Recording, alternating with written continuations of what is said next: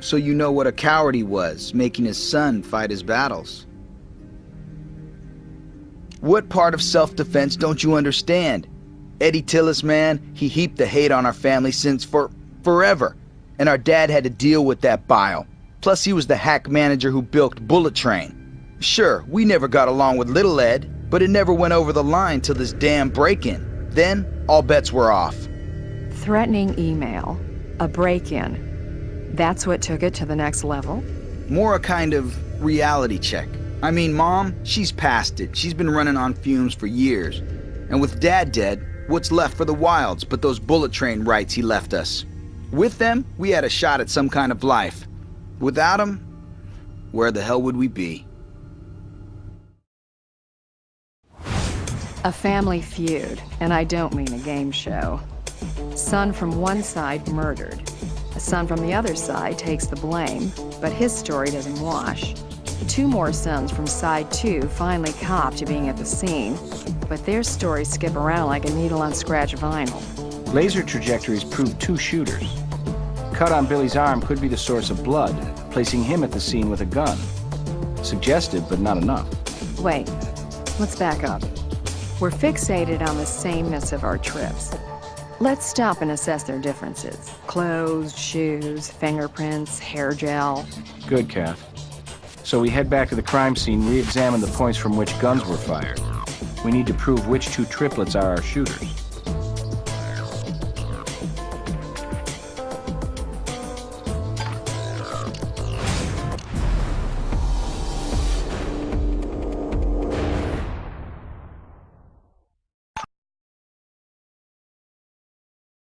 Laser trajectories reveal the shooters were crouching near these tables. Yet there's no real cover here. Wouldn't they be crouching behind something? Yes, so maybe the tables have turned. Literally. Using the tables and racks as cover. And then, after the shooting stops, somebody tidies up, uprights the tables, puts them back in place before we get there. So let's turn the tables again.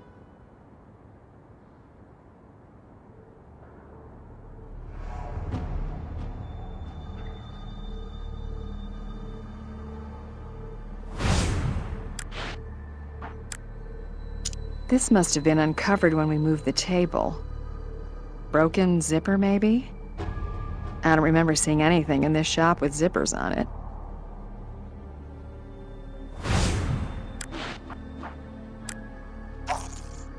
Took a lot of force to make this scratch, whatever created it. Worth looking into. The person crouching here behind the table fired the fatal round.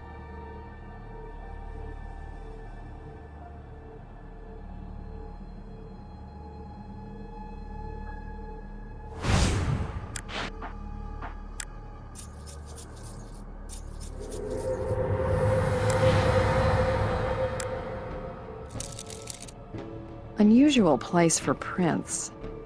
You'd have to be squatting using a hand for balance. Could shoot over your cover from this position. Straight shot at the glass case.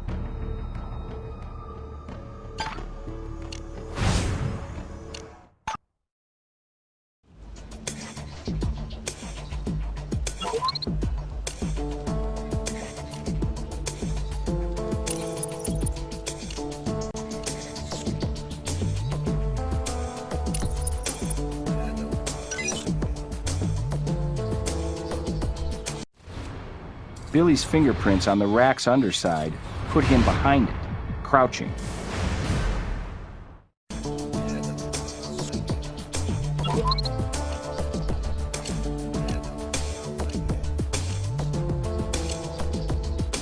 This zipper caused the scratch. Could have broken off as someone leaned against the table.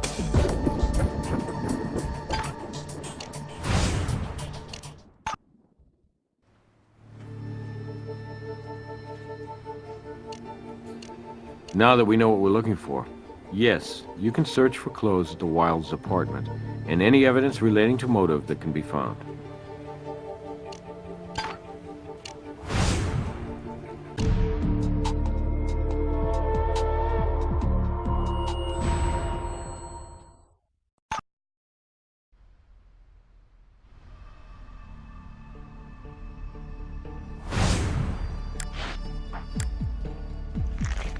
3 guns, 1 per trip.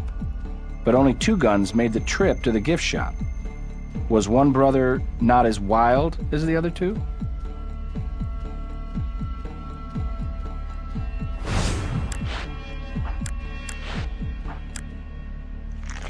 The zipper on these pants is broken. Keith had pants on when we found him, so they probably aren't his. If one trip had broken his zipper, he'd have likely changed his pants at home.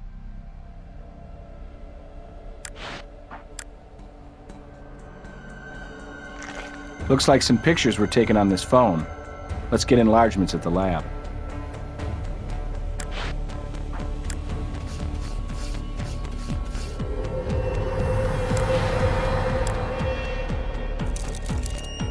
Prints here probably belong to the triplet whose pants pocket gave up the phone.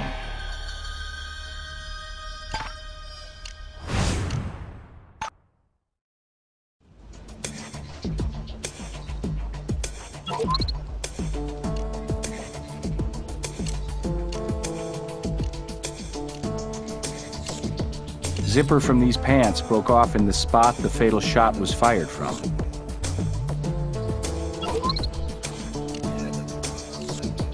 Well, I think we just found out what girl this bra belongs to. The triplets caught their enemy in the act with Mom and suffered identical shock. Photo was taken earlier, day of the crime. The mother of all motives.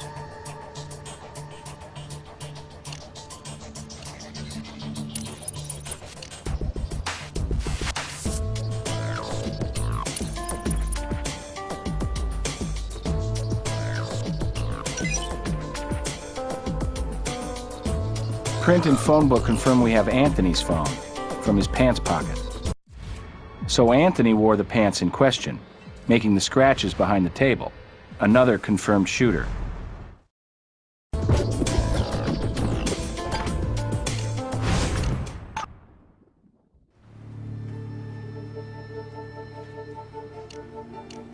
You linked the 2 brothers to the shooting positions. That's on target enough for the crankiest judge.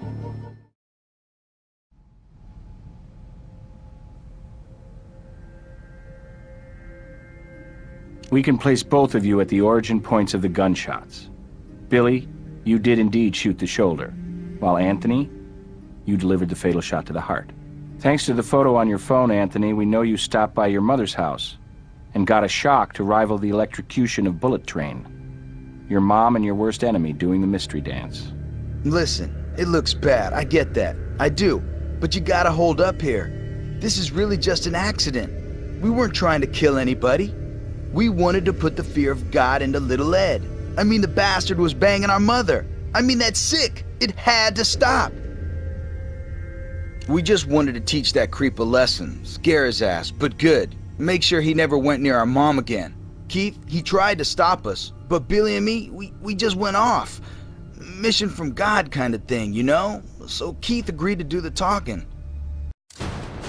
Then at the shop, little Ed was waving Mom's bra like a red frickin' flag. I snatched it away and my gun went off into the floor. Total accident. But that shot echoed like thunder in that little shop and we went running for cover. We both yelled at little Ed to drop his gun. I mean, why didn't he? He was outnumbered. Instead, he crouched below the glass case, but with all the glare, we couldn't see so good.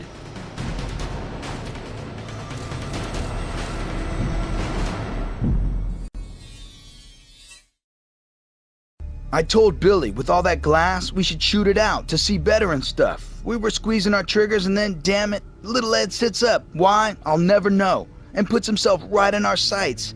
Hitting him was a fluke, an accident.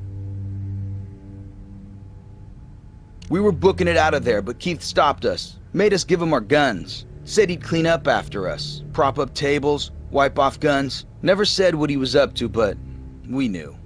He was gonna do what he's done so often. Cover up for his stupid brothers. There wasn't any time to think. Keith, he always shouldered the blame, and it was just how we did things. Later, the stakes occurred to us, of course, but Keith seemed to know what he was doing, creating confusion like. I mean, with the 3 of us sharing DNA and stuff, how could you guys ever really figure out what went down in that place? Figuring out the truth is just how we do things.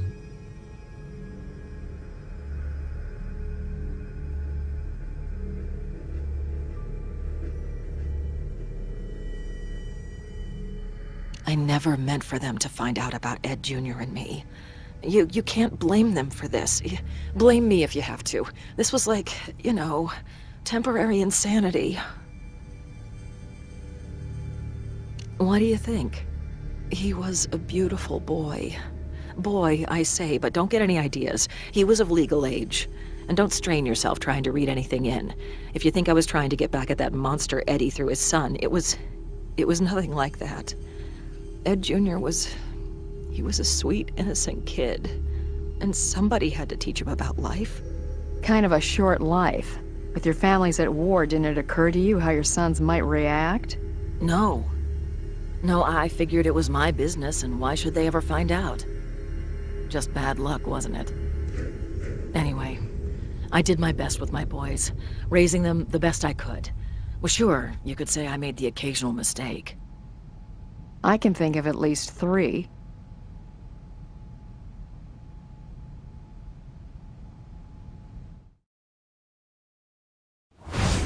Naming the single-action army pistol the Peacemaker was the Old West at its most darkly ironic. But this case could have used a real peacemaker, a parent who could behave like an adult. Eddie put his monetary future ahead of his son's safety, and Miss Wilde risked pursuing her wild lifestyle with the forbidden pleasures Eddie's son represented. Her 3 boys be damned. Even the Peacemaker Ed Jr. used to defend himself was a phony, a replica. Closest thing to a real Peacemaker here was Keith. But he didn't have the maturity, never had the guidance. 3 wolf cubs raised in the wild. Maybe they'll fare better in captivity.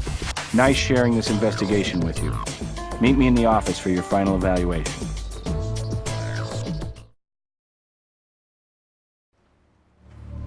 All right, here's your evaluation. For evidence, you found everything there was to find. For hints, you didn't need any at all. And at the end of the day, you followed the evidence to a clear conclusion. I can't argue with that.